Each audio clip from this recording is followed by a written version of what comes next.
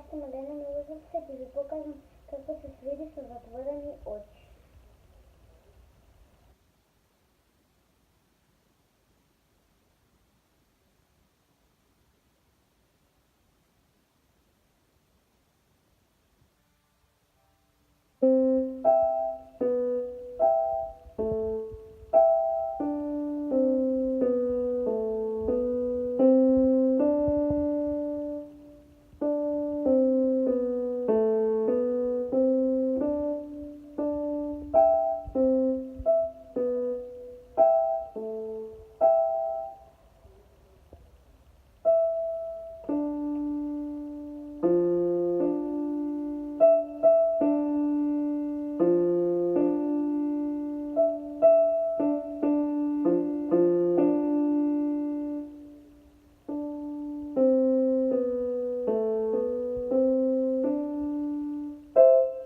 Готово.